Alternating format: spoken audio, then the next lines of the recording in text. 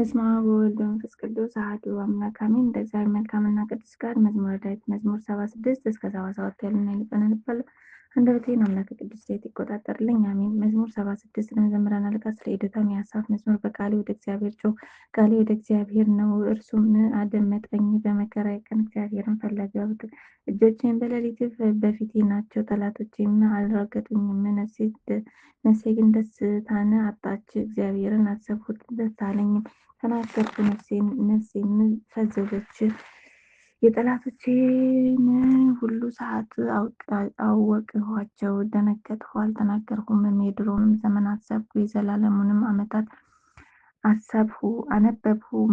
በሌሊትም ከልቤ ጋር ተጫወትኩ፣ ነፍሴንም አነቃቃኋት። እግዚአብሔር ለዘላለም በውኑ ይጠላልን? እንግዲህስ ይቅርታን አይጨምርምን? ለዘላለምስ ምሕረቱ ለልጅ ልጅ ይቆጠራልን? እግዚአብሔር ይቅርታን አይረሳም። እግዚአብሔር ይቅርታን ይረሳልን? በቁጣውስ ምሕረቱን ዘጋውን? እነሆ ዛሬ ጀመርሁ አልሁ። ልዑል በቀኙ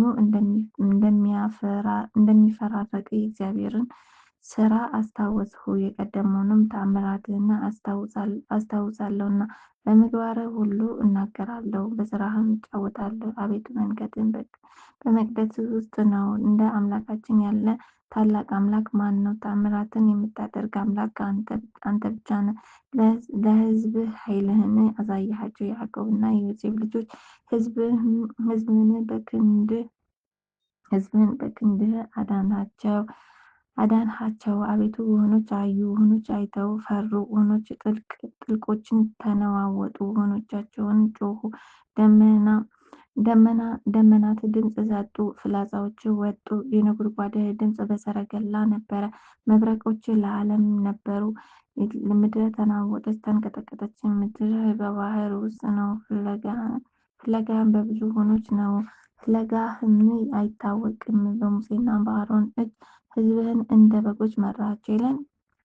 ስለ ቃሉ የቃሉ ባለቤት ልዑል የተመሰገነ። መዝሙር 77 የአሳፍ ትምህርት። ሕዝብህ ሕጌን አድምጡ፣ ጆሮአችሁንም ወደ አፌ ቃል አዘንብሉ። አፌ በምሳሌ እከፍታለሁ፣ ከቀድሞ ጀምሮ ያለውን ምሳሌ እናገራለሁ።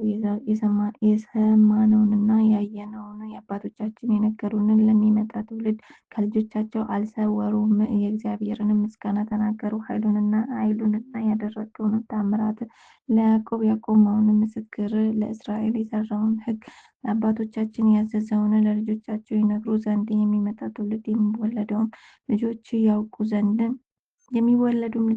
ዘንድ ተነስተውም ለልጆቻቸው ይናገራሉ። ተስፋቸውን በእግዚአብሔር እንዲያደርጉ የእግዚአብሔርንም ስራ እንዳይረሱ ትእዛዙንም እንዲፈልጉ እንደ አባቶቻቸው እንዳይሆኑ። ጠማማና የምታስመርር ትውልድ፣ ልብዋን ያላቀናች ትውልድ፣ መንፈሷ በእግዚአብሔር ዘንድ ያልታመነች። የኤፍሬም ልጆች ቀስታቸውን ገትረው ይወጉ ነበር፣ በሰልፍ ቀን ወደ ኋላ ተመለሱ። የእግዚአብሔርን ኪዳን አልጠበቁምና በሕጉም ለመሄድ እምቢ አሉ። ረድኤቱንና ያሳያቸውን ተአምራቱን ረሱ። በግብፅ በረሃ፣ በጤኔዎስ በረሃ በአባቶቻቸው ፊት የተሰራውን ተአምራት ባህርን ከፍሎ አሳለፋቸው። ውኆችንም አደረገ፣ ረዋት ውሃ አቆመ። ቀን በደመና መራቸው፣ ሌሊቱንም ሁሉ በእሳት ብርሃን። አለቱን በምድረ በዳ ሰነጠቀ፣ ከብዙ ጥልቅ እንደሚገኝ ያህል አጠጣቸው። ውሃንም እንደ ወንዞች አፈሰሰ፣ ውሃውንም ከዓለት አፈለቀ። ነገር ግን እርሱን በመበደል እንደገና ደገሙ፣ ልዑልንም በምድረ በዳ አስመረሩት። ለነፍሳቸው መብልን ይፈልጉ ዘንድ እግዚአብሔርን በልባቸው ፈተኑት። እግዚአብሔር እንዲህ ብሎ አሙት። እግዚአብሔር በምድረ በዳ ማዕድን ያሰናዳ ዘንድ፣ ዓለቱን ይመታ ዘንድ፣ ውሃንም ያፈስስ ዘንድ ይችላልን? እንጀራን መስጠትና ለሕዝቡስ ማዕድን መስራት ይችላልን? እግዚአብሔር ይህንን ተሰምቶ ተቆጣ፣ በያዕቆብ ላይ እሳት ነደደ፣ መቅሰፍትም በእስራኤል ላይ ወጣ። በእግዚአብሔር አላመኑምና በማዳኑም አልተማመኑምና ደመናውንም ከላይ አዘዘ። የሰማይንም ደጆች ከፈተ፣ ይበሉ ዘንድ መናን አዘነበላቸው። የሰማይንም እንጀራ ሰጣቸው። የመላእክትን እንጀራ የሰው ልጆች በሉ። የሚበቃቸውን ስንቅም ላከላቸው። ከሰማይ አዜባዊ ነፋስ አስነሳ። በኃይሉ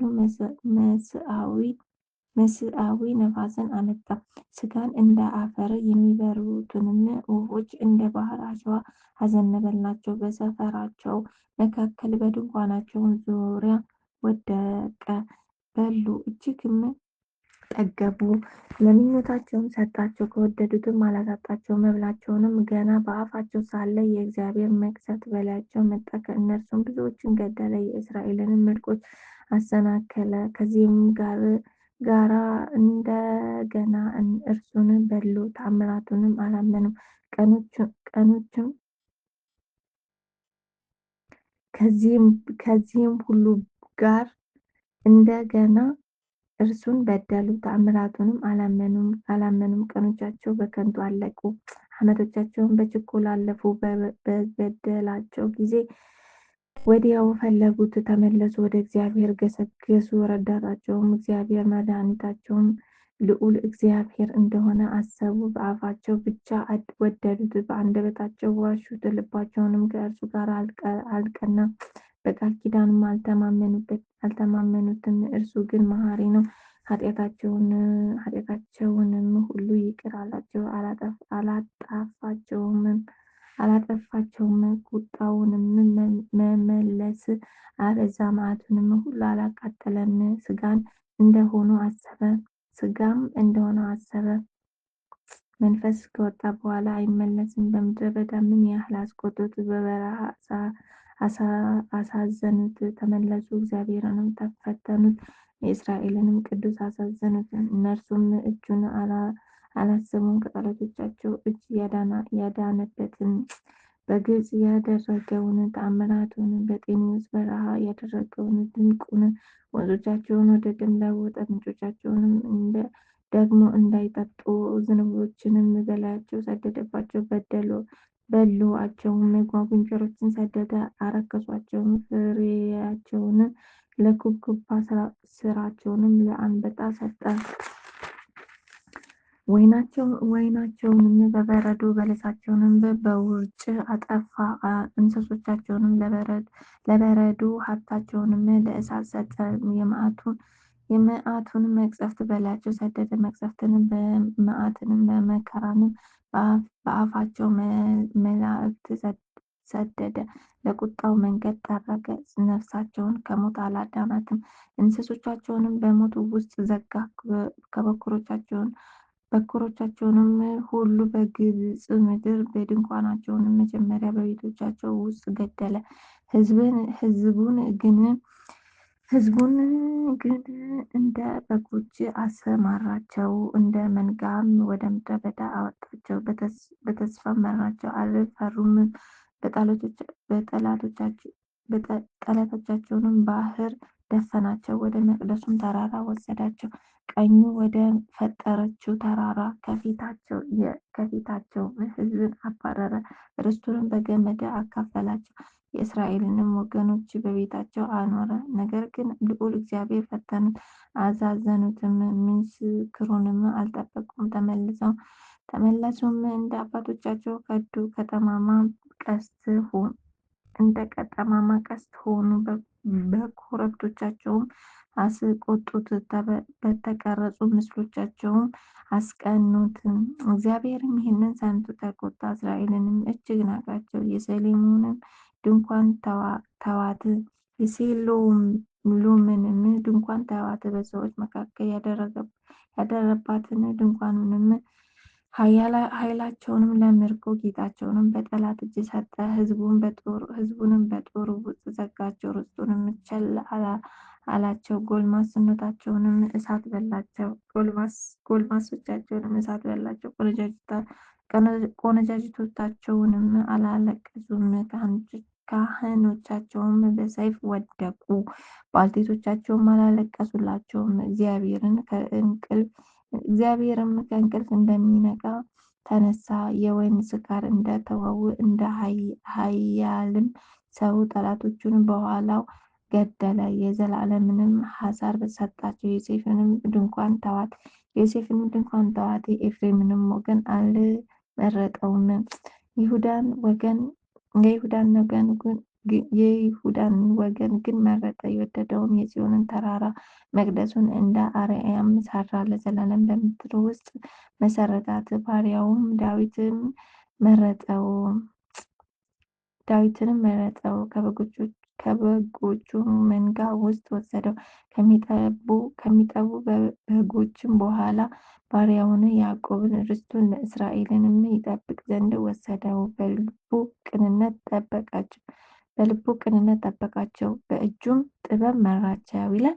ስለ ቃሉ የቃሉ ባለቤት ልዑል እግዚአብሔር የተመሰገነ የተከበረ ከፍ ከፍ ያለ እኔ ባጎደልኩ ባነሳው በልበ አምላክ በቅዱስ ዳዊት አንደበት ይሞላልኝ ይጻፍልኝ። አሜን። አባታችን በሰማይ የምትኖር ስምህ ይቀደስ፣ መንግስትህ ትምጣ፣ ፈቃድህ በሰማይ እንደሆነች እንዲሁም በምድር ትሁን። የዕለት እንጀራችንን ስጠን ዛሬ፣ በደላችንን ይቅር በለን እኛም የበደሉንን ይቅር እንደምንል፣ አቤቱ ወደ ፈተና አታግባን ከክፉ ሁሉ አድነን፣ መንግስት ያንተ ናት፣ ኃይል፣ ክብር፣ ምስጋና ለዘላለሙ አሜን።